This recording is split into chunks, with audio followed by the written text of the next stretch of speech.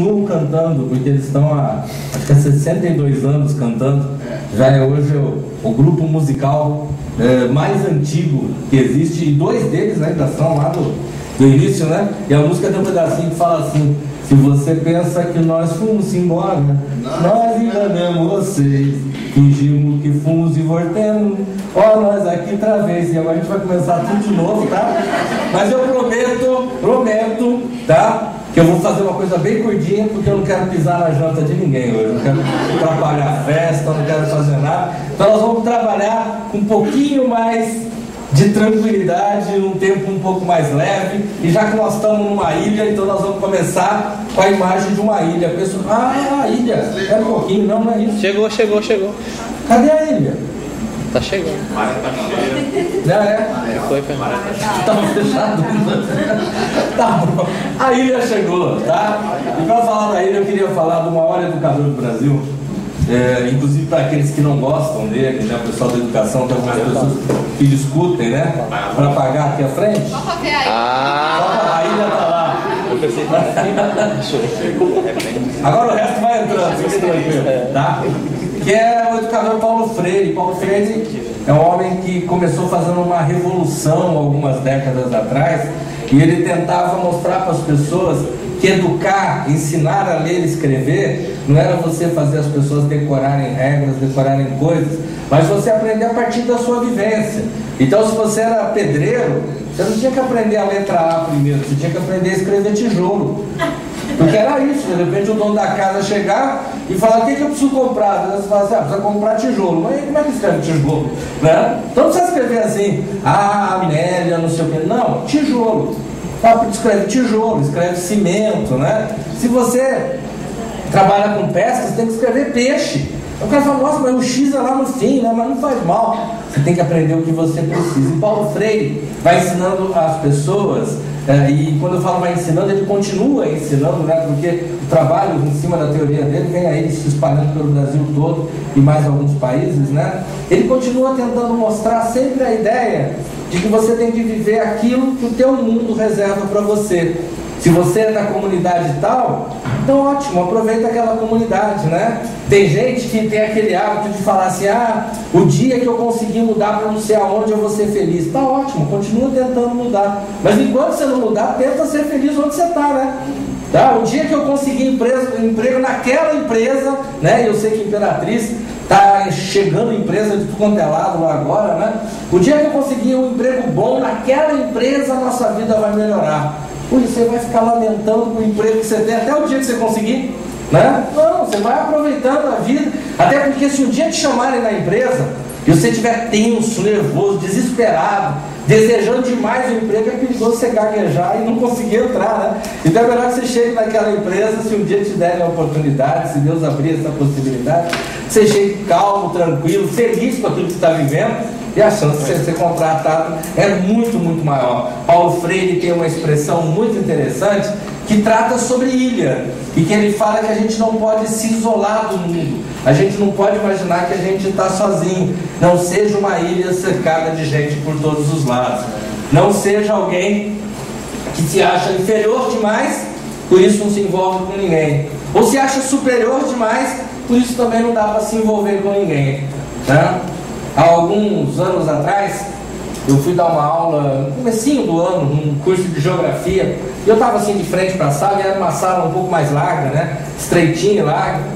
E aí eu reparei que tinha um rapaz lá na ponta, assim, sentado na cadeira da ponta, e ele lá, rabiscando o papel. Eu deixei ele lá, eu estava me apresentando, não estava nem dando aula, dizendo como é que ia ser o curso e tudo mais. Não levou 5 minutos, ele pediu licença para mim e me deu uma imagem. Depois, se der, eu mostro essa imagem para vocês. Ele me deu uma caricatura minha. Ele fez uma caricatura de lado. Eu acho extremamente perfeita. Tá certo que o manequim ajudou. O manequim era bom, a caricatura ficou boa, tá? Mas ele fez um negócio muito legal, daqueles que eu mostro para qualquer pessoa, e a pessoa fala: pô, é o Guilherme, tá ali, né? Gostei tanto que naquele livro multimídia que eu tenho, tem lá um desenho que é aquela caricatura com algumas adaptaçõezinhas, mas é aquela caricatura, né? E aí eu gostei, de repente eu olhei para a caricatura com calma, e eu falei: ué, né? Parece que eu tô bravo. E aí mostrei para as pessoas e falaram, não, mas é você é desse jeito. Às vezes você parece que está com cara de bravo. E aquilo me incomodou terrivelmente. Eu falei, rapaz, eu não sou bravo. E eu não quero que as pessoas achem que eu sou bravo. Eu falei, mas você tem cara de bravo. Aí comecei a pensar o que era, né? Agora que eu estou na adolescência e estou usando aparelho no dente para ver se melhora, tá melhor. Mas a minha vida toda, os meus dentes eram muito grandes. Para eu colocar aparelho, eu precisei retirar 8 dentes, né? E ainda sobrou um monte, para vocês verem o tamanho que eram os dentes. Então, a minha boca ficava aberta. Sabe o Ronaldinho Gaúcho?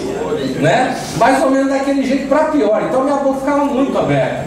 E aquilo me incomodava, era chato, né? Então, eu acho que eu me acostumei muito a quando estava conversando com as pessoas, e de repente a gente está falando. Aí a gente vai fazer silêncio, na hora do silêncio eu fechava a boca. Porque se eu deixasse livre, ela não ficava assim, ela ficava travada ou abria tudo, né? Então acho que eu me habituei a tentar fechar a boca. E de tanto forçar para fechar a boca, eu ficava com cara de bravo. E aquilo foi me irritando. Eu falei, rapaz, eu não posso ter cara de bravo. Porque quando a gente tem uma cara de bravo, uma cara de amarrado, uma cara de alguém que está incomodado, uma cara de alguém que está enfesado, aí as pessoas não chegam na gente. E aí eu comecei a ver que alguns alunos falavam, eu achava que você era bravo, você era isso, você era aquilo. Depois que você começou a dar aula, que a gente foi ver que não era, né? Eu já tinha fama de reprovar muita gente, né? Que também não era verdade, era só 1/3, 2/3 passava tranquilo, tá? Mas nunca teve tanto problema assim.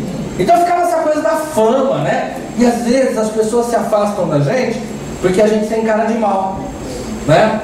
As pessoas falam pra gente assim, olha, não vai ser bobo de ninguém. Você falou, eu não vou ser bobo de ninguém. Tem gente, inclusive, que fala assim, olha, não fica sorrindo para todo mundo não, que o pessoal te faz de trouxa, tá? Não, então tem que fazer uma cara de sério, de compenetrado. E aí você vai fazendo essa cara amarrada, e chega uma hora que simplesmente as pessoas estão se afastando. Inclusive os nossos filhos. A gente chega em casa e o filho vai vir conversar, mas a gente fala, tá meio cansado, coisa do trabalho, notícia, não sei o quê. E a gente chega de cara amarrada. Aí o filho vai, chega na porta e dá um passinho para trás. Quando eles são pequenos, não. Criança pequena é muito honesta. Você tá bravo, não tá bravo, ele fala a mesma coisa para você, do mesmo jeito. Mas conforme vai crescendo, ele te respeita, ele começa a te afastar. E aquilo que no início era respeito, com o passar do tempo, vai virando distanciamento e depois vai virando medo. E dentro do nosso casamento, às vezes é assim. A gente chega em casa, olha para a esposa e fala, não, hoje não é melhor nem tocar naquele assunto. Então a gente fica quieto, tá? E às vezes ela está de cara feia porque ela está com dor de cabeça. Às vezes ela está de cara feia, inclusive porque ela está com problema e gostaria de conversar o problema. Só que aí a gente chegou, achou que ela estava brava com a gente, porque a gente tem um pouquinho de consciência pesada, né?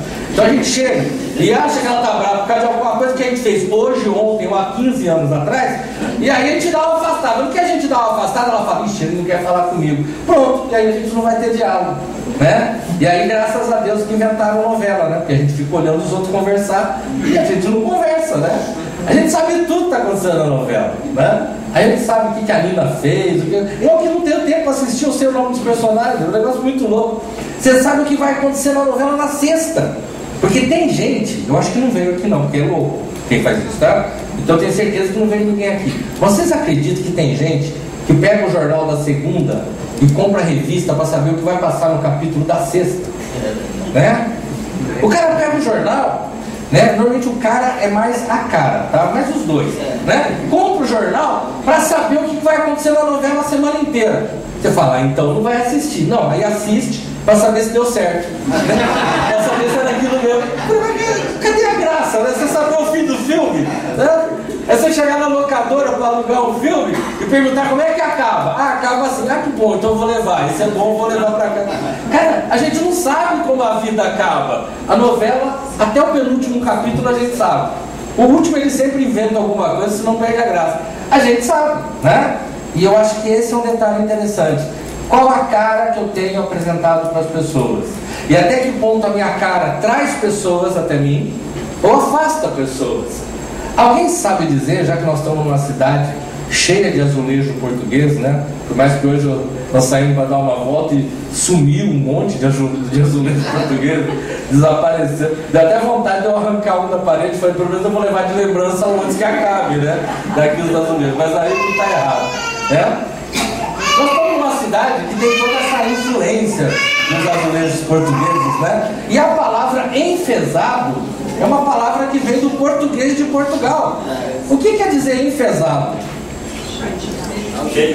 Cheio de fezes. Cheio de fezes. Sabe o que é isso?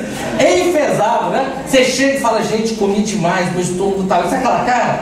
Aí alguém fala, você tá enfesado, toma aí um lactopurgo, um laxante. É verdade, eu não estou inventando. Toma um laxante, alguma coisa para sair as fezes, daí tua cara melhora, né? Tem uma propaganda do lactopurgo, que tem uma atriz famosa, que eu não sei o nome, que a outra moça fala assim, mas você toma todo dia? Sim, porque aí você se sente leve, se sente bem. É legal essa coisa de você falar, cara, quando você está enfesado, ou às vezes nem tá, mas está com cara de enfesado, você fica com aquela cara ruim.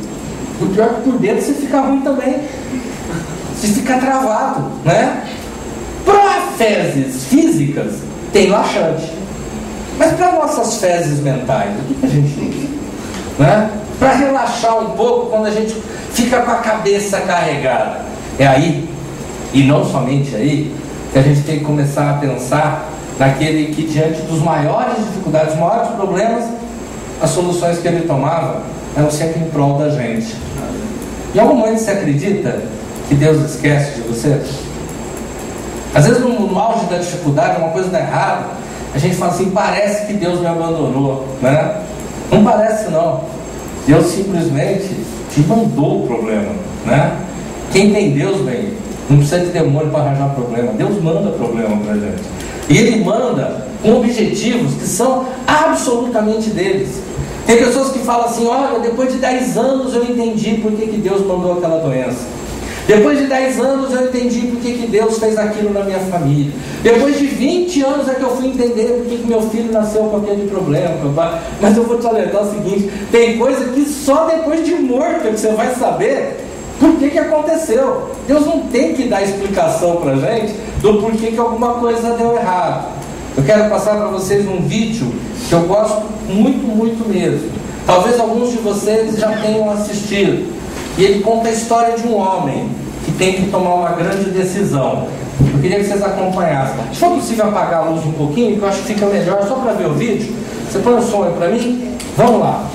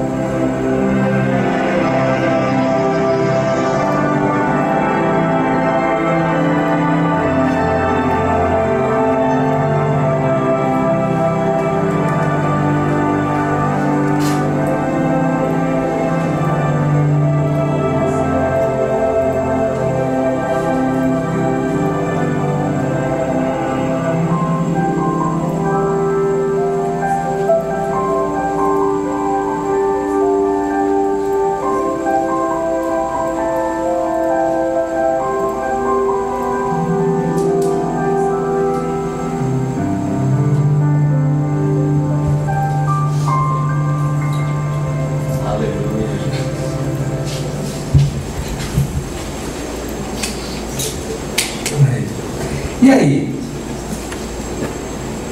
Até que ponto? Tem muita gente chorando.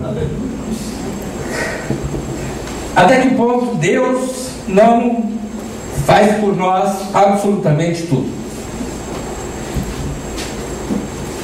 De que maneira que você faz uma análise a respeito dos problemas que você tem no dia a dia? Há um texto muito interessante que vai dizendo que o anjo do Senhor está acampado ao lado daqueles que os temem. Você teme? Tá. E livra as pessoas. Só que às vezes a gente fala assim, pô, mas a minha casa vai mal, as coisas em casa estão fora de controle. E aí você quer resolver, você quer ser super-herói da história.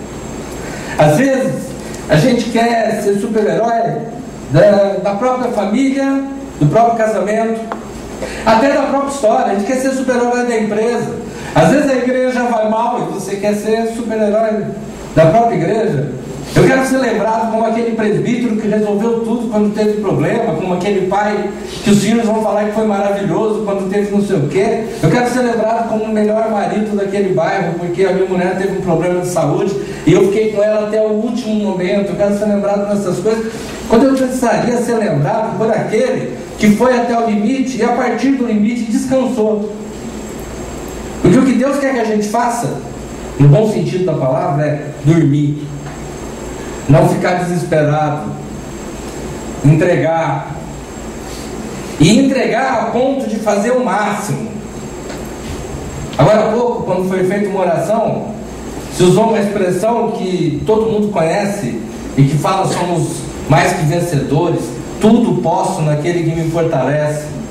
Eu me lembro há muitos anos atrás, quando eu ainda estava tentando engatinhar na Bíblia, não que eu seja nenhum expert nesse assunto, tá? E que aí eu via às vezes o pessoal falando assim: tudo posso naquele que me fortalece. E às vezes eu falo: nossa, essa frase é meio petulante, né? Porque a impressão que dá para quem lê esse pedacinho é assim: tudo posso ser rico, posso conseguir vitória em um monte de lugar, meu time pode ser campeão, minha família vai não sei o quê. Se eu tiver, Deus vai dar tudo certo na minha vida, né? Então, abre a Bíblia um minutinho. Filipenses 4, 12 e 13. Eu estou para ler, mas eu vou pedir se alguém puder ler para mim aí. Seria possível? Filipenses 4, 12 e 13. Alguém lê bem alto para mim. Não. Tanto ser estar humilhado, como também ser honrado. De tudo, em todas as circunstâncias, já tem experiência, tanto de fartura como de fome, assim de abundância como de escassez. Tudo posso naquele que me fortalece. Isso. Deu para localizar quem não tinha achado? Gente, é muito legal, porque o texto ele começa assim: tanto sei estar humilhado, quer dizer, tanto sei estar no buraco, como também ser honrado, como fazer sucesso. De tudo, em todas as circunstâncias, já tenho experiência, quer dizer, já passei por tudo quanto é negócio diferente, tanto de fartura como de fome, assim de abundância como de escassez. Tudo posso. Tudo posso quer dizer, agradeça o que vai bem e agradeça o que vai mal. Faço uma pergunta simples: você sabe perder? Difícil, né? Mas vamos pensar os filhos. Teu filho sabe perder? Tua filha sabe perder? Difícil, né? Tá. Agora eu quero saber, você sabe ganhar? Então a gente acha que sabe ganhar, mas às vezes a gente não sabe.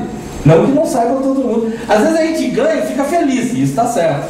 Às vezes a gente ganha e esnoba para todo mundo, e aí você acabou de gerar a infelicidade do outro. Você quer ver um jeito de você fazer alguém sofrer muito?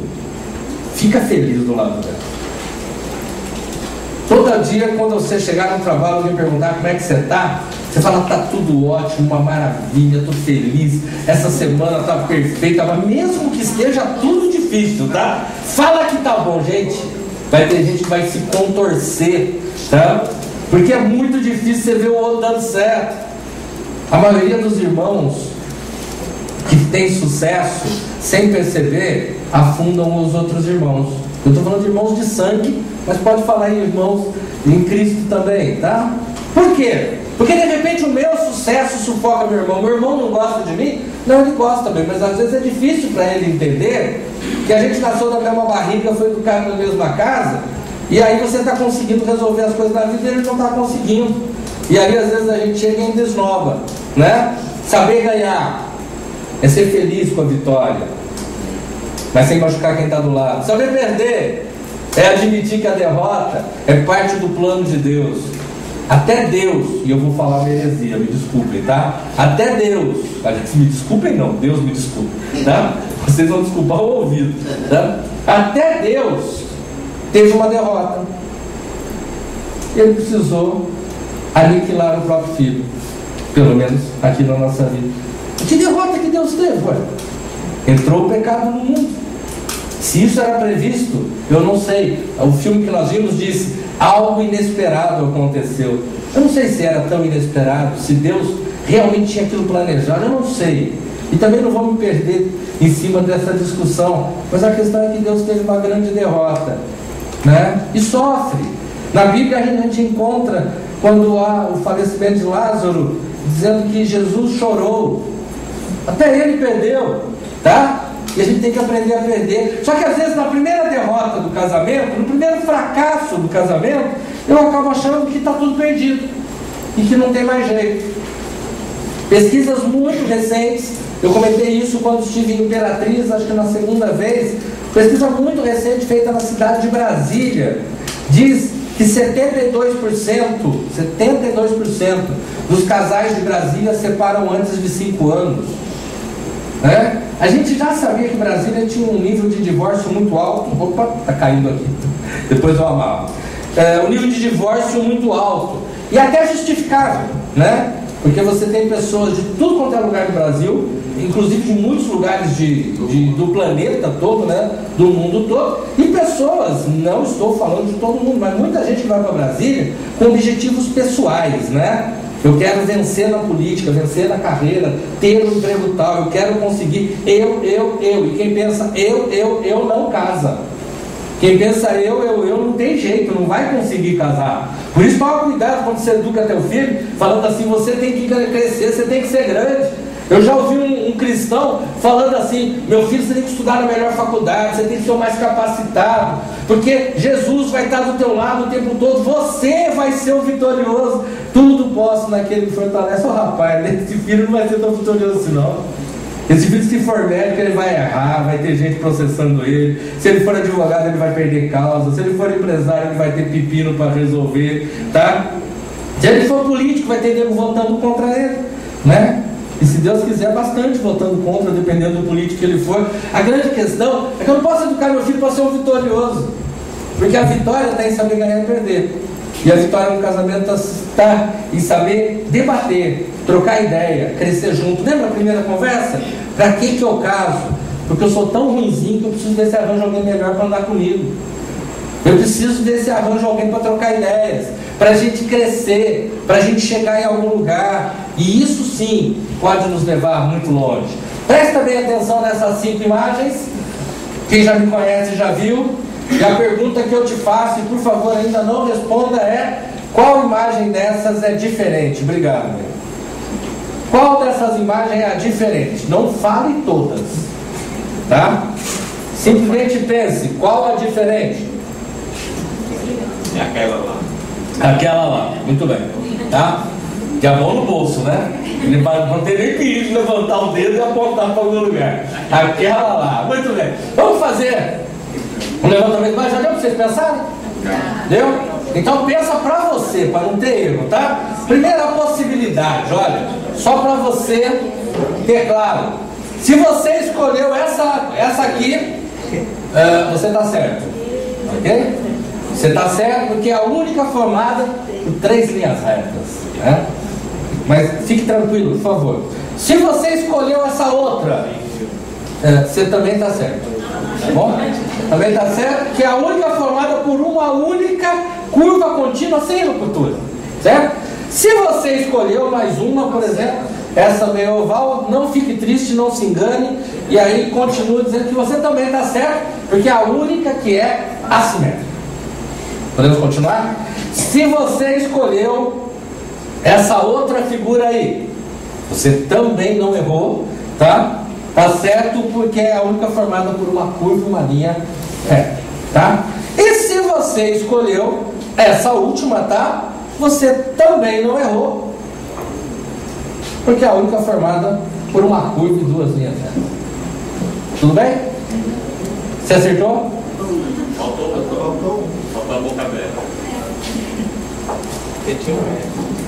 É verdade. É É verdade. E eu vou te contar um negócio. Eu estava lá no meu quarto arrumando e eu arranquei ela. Mas foi Deus que mandou eu fazer isso. Para vocês verem que até eu erro. Porque senão vocês iam achar que eu estou fazendo tudo muito certo. Eu tenho que errar. E se vocês não me perdoarem, Deus vai me perdoar, porque Ele mandou eu fazer esse negócio, tá bom?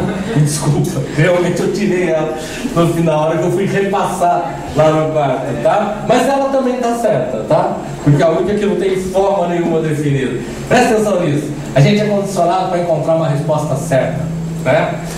Certa. Hoje à tarde saiu eu e minha esposa com o Silas e a Cíntia, nós fomos andar em algumas lojas. E daqui a pouco a gente estava vendo coisas para comprar e nós achamos aqueles lápis, como é que eu chamaria aquilo? Um lápis grosso de madeira, né? De artesanato. E olhamos e falamos, nossa, esse aqui tá bom. Eu ainda falei para ele, se tá barato, né? Pagou R$8, né? E aí andamos e daqui a pouco nós achamos na outra loja R$7,50. E depois nós andamos mais e achamos por R$8 o lápis desse tamanho.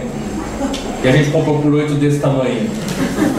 Por que a gente acabou gastando mais do que devia, né? Lógico que a gente vai chegar para eles e falar que eles eram mais bonitos, por isso que a gente comprou. Mas por que a gente gastou mais? Porque a hora que a gente bateu o olho e falou, esse aqui tá bom, esse preço tá bom, então tá certo. E o certo não é um. Existem coisas erradas na vida, não tem a menor sombra de dúvida. Existem comportamentos errados. Existem coisas que são indevidas, existem coisas que são inclusive proibidas. Mas entre as coisas certas, existem muitas coisas certas diferentes. Qual é o jeito certo de louvar? De olho fechado ou aberto? Com a mão erguida ou abaixada? Batendo palma ou sentado? Qual o jeito certo de louvar? Talvez alguém assista a filmagem, né, que foram feitas várias enquanto estava rolando o louvor, e fale assim, olha aquela pessoa louvando fervorosamente, olha a alegria daquele irmão louvando, e aí tem um quietinho sentado assim, olhando para baixo, e fala assim, esse é daqueles que fala assim, não aguenta essa barulheira, né? Não, e ele talvez fosse o que estivesse mais louvando de todos, né? Só que ele louva do jeito dele, né? Ele louva do jeito dele, ele fala do jeito dele. Qual é a postura que você espera do teu marido quando você vai encontrá-lo?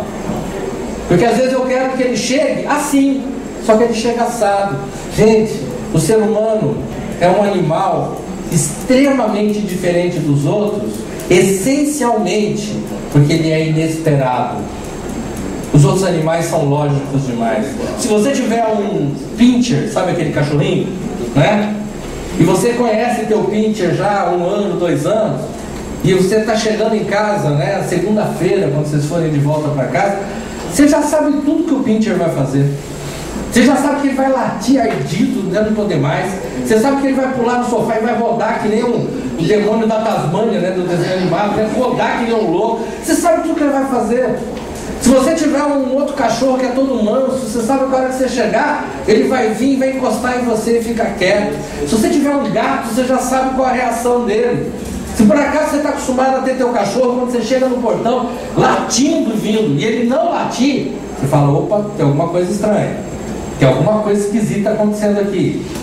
Eu me lembro de uma época que eu tinha 3 pastoras alemãs na minha casa, e elas sempre vinham no portão, e nós chegamos à noite em casa, e a gente ouvia elas latindo, elas não vinham no portão. Eu falei, tem coisa aí, demoramos, entramos, e aí nós encontramos as 3 cachorros em volta de uma jiboia de 2 metros e pouquinho, né? Dessa grossurinha, nada assim, segundo os especialistas, um filhote, Mas que eu morri de medo, entendeu? Até porque eu nem sabia que era jiboia. Eu simplesmente bati o olho e falei, é cobra, né? Mas os cachorros estavam lá, quando a cobra ameaçando os cachorros, né? E por quê? Porque aquilo era diferente, né? Mas de maneira geral, o cachorro é previsível, o gato é previsível, né? Todos eles são previsíveis. Você está com teu marido aqui, né? De repente ele fala, amor, eu vou dormir um pouquinho, tá? Daqui a pouco você me chama. E ele vai dar uma deitada, e você vai para a piscina, conversa com o povo, tá? E você vai reencontrar teu marido daqui 2 horas. Você tem certeza como é que você vai encontrar ele ou não? Teu marido estava calmo, tranquilo, em paz, dando beijinho, um abraço, foi e deitou. 2 horas depois ele acordou. Você tem certeza que ele vai estar calmo, tranquilo, dando beijinho e tudo mais? Ou porque ele lembrou de um problema, ou porque tocou o celular e alguém falou alguma coisa, ou porque ele acabou de ver uma notícia na televisão, ou porque ele teve um sonho. De repente ele já vai se tratar diferente, né? Mas não pense que isso é defeito de marido, mulher também tem. Você não sabe como você vai encontrar as pessoas. E eu tenho que estar preparado. Porque se eu começar a olhar a cara das pessoas para identificá-las, lembra da minha caricatura? Se eu começar a olhar para a cara, eu travo, eu bloqueio e eu simplesmente não ando. Volta no texto aqui.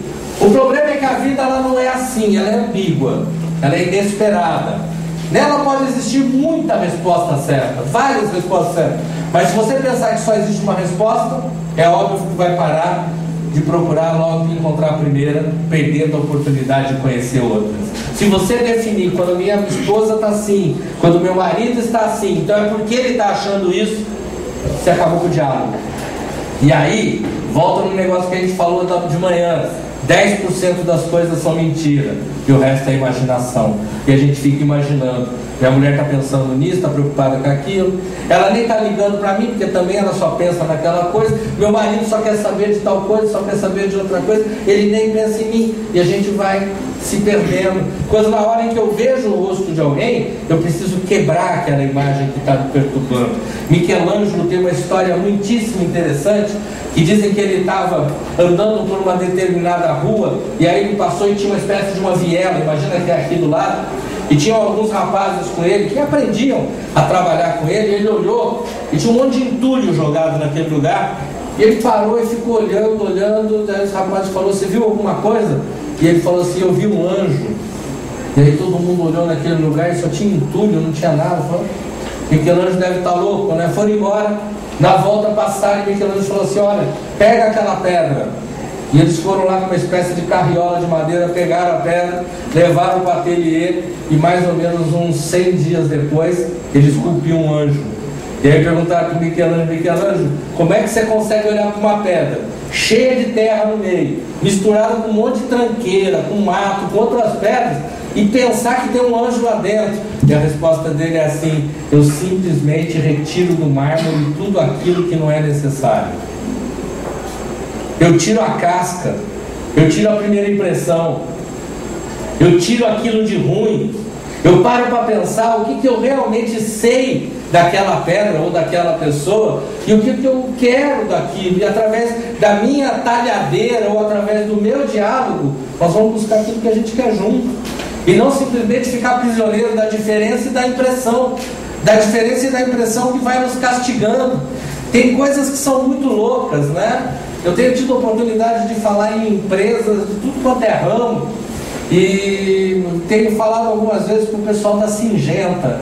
Singenta é uma empresa que trabalha com sementes, com milho, sorgo, e ela é da Suíça. Tem vários polos aqui no Brasil, né?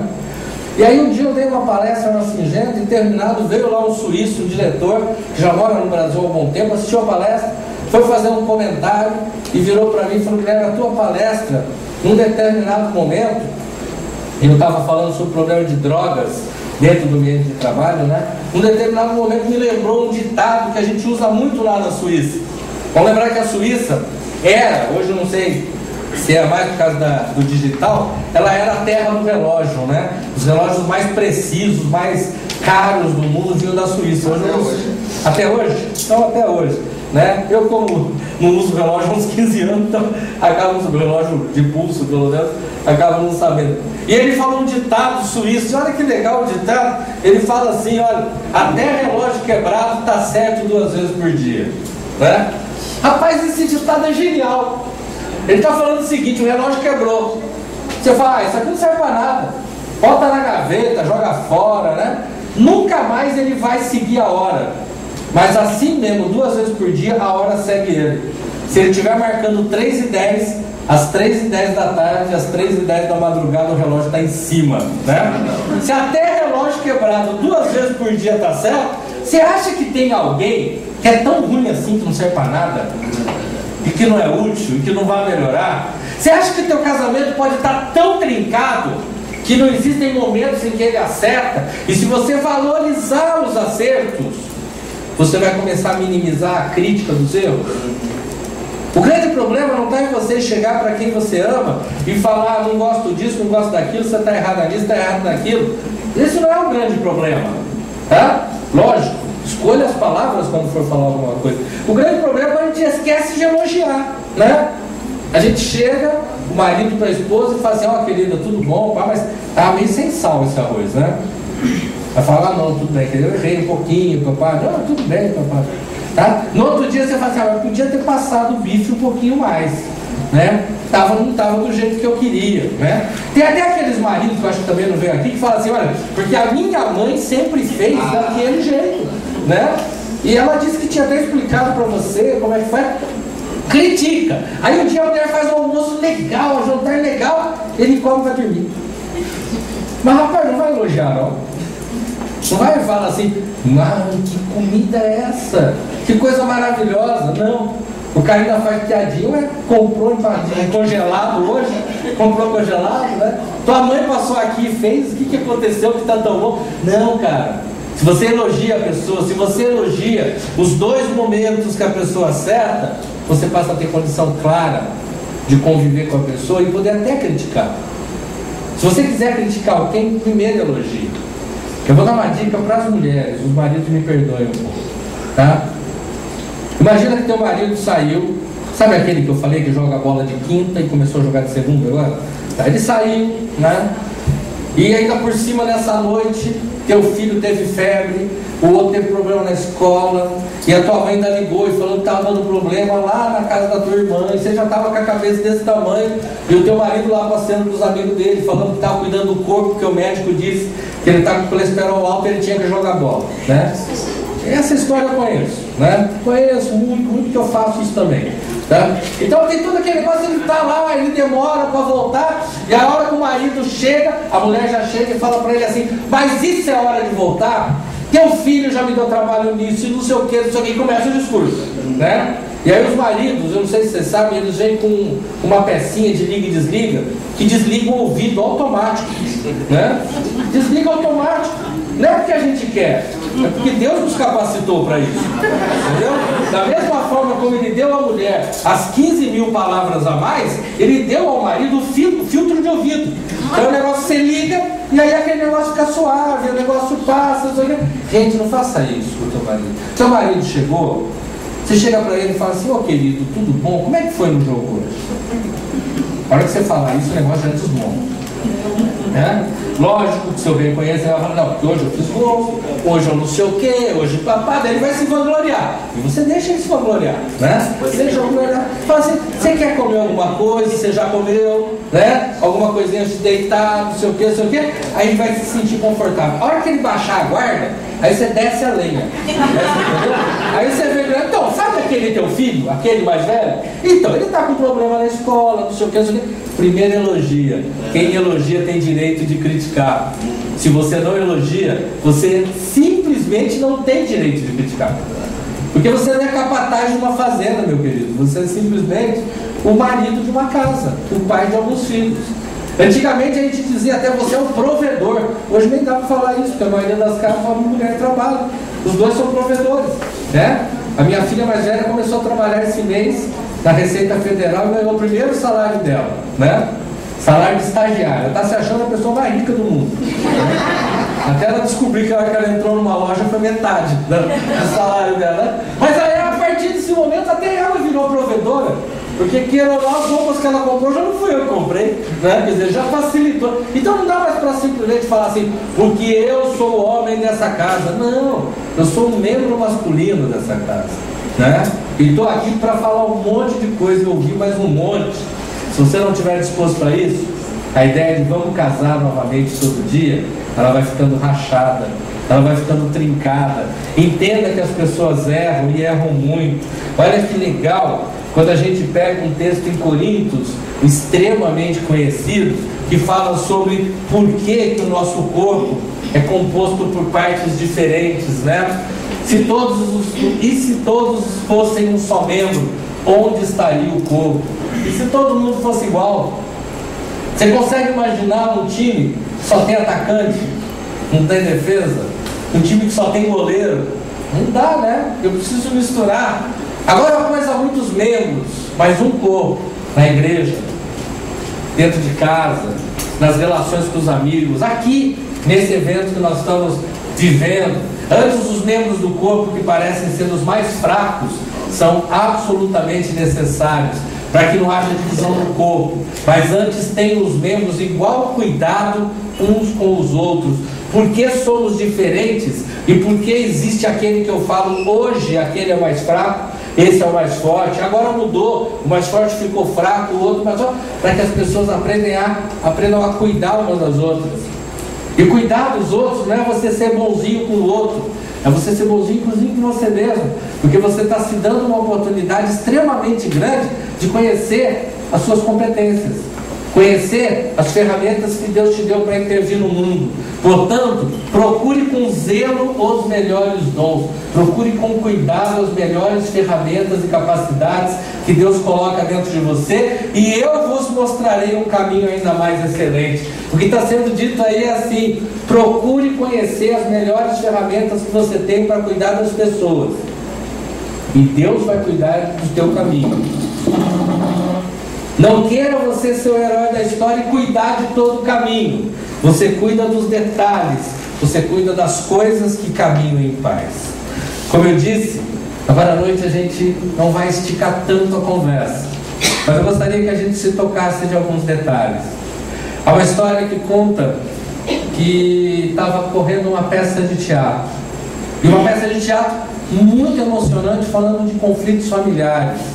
A plateia é extremamente envolvida com a peça de teatro, como vocês estão aqui sentados assistindo alguma coisa, e a plateia tinha pessoas chorando, vendo guerra entre marido e mulher, entre filhos e pais, assistindo aquilo como se fosse uma grande desgraça sem solução. E no meio da plateia tinha um rapaz calmo, tranquilo e sorridente. Aqueles que estavam sentados em volta dele ficavam olhando para a cara dele e falavam: esse cara deve ter bebido, esse cara deve ter usado droga, não está nem prestando atenção na peça, ele deve ter algum problema, porque a gente está vendo uma peça tensa, todo mundo tenso aqui dentro do teatro, de tanta emoção, e ele relaxado na cadeira, sorrindo, feliz da vida, como se tudo fosse um paraíso, como se estivesse assistindo um desenho animado.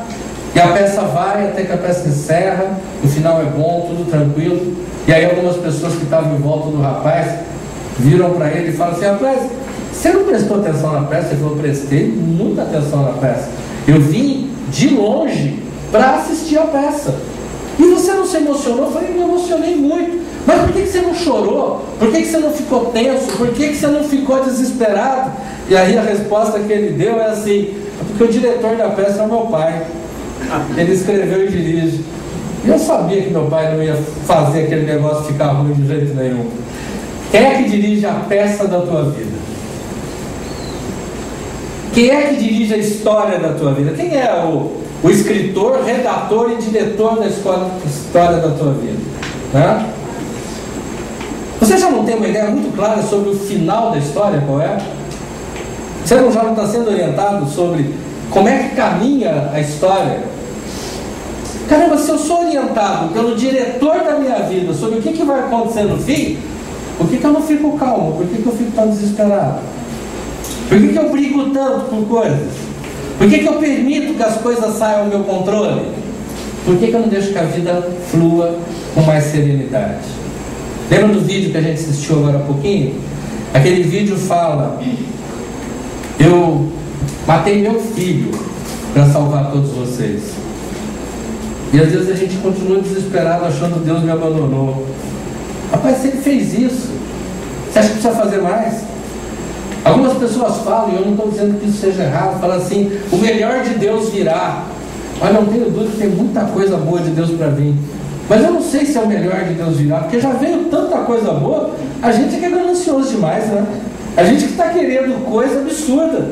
Pô, já foi tudo, já aconteceu tudo. Eu sou um psicólogo e como todo bom psicólogo, eu sou um cara traumatizado. Eu trago um monte de marcas assim da história. E eu costumo dizer, e a maioria dos psicólogos costumam concordar, que uma das coisas que faz a gente procurar psicologia, no fundo, é porque a gente queria se tratar, mas não tinha dinheiro, né? E aí a gente resolveu pagar a faculdade para ver se melhorava, e normalmente é aí que a gente afunda, porque aí a gente se perde de vez mesmo, né? Um dos traumas da minha vida, que por acaso também já contei a Imperatriz, foi de quando eu tinha 11 anos de idade, e eu estava indo fazer prova de matemática. E naquela época a gente ia a pé, né? Os pais não levavam a gente de carro para a escola, e eu tinha lá uns 20, 30 minutos de caminhada até a escola, e eu fui assim, caderno aberto na mão, estudando matemática, e ao mesmo tempo pelo vão do caderno olhando para o chão, para não ter perigo de tropeçar e cair. Então você olhava o chão e olhava o caderno, e aquilo vai embaralhando a vista, né? E aí era umas 10 para 7 da manhã, eu já não estava aguentando mais estudar aquele negócio, eu fechei, e na hora que eu fechei o caderno eu levantei a cabeça. Rapaz, eu levantei a cabeça e eu vi uma cena que eu já tinha visto várias vezes na vida, mas eu nunca tinha pensado a respeito dela. 10 para 7, o sol, a lua no céu. E a hora que eu olhei para o céu, a lua no céu, eu comecei a lembrar das aulas de geografia.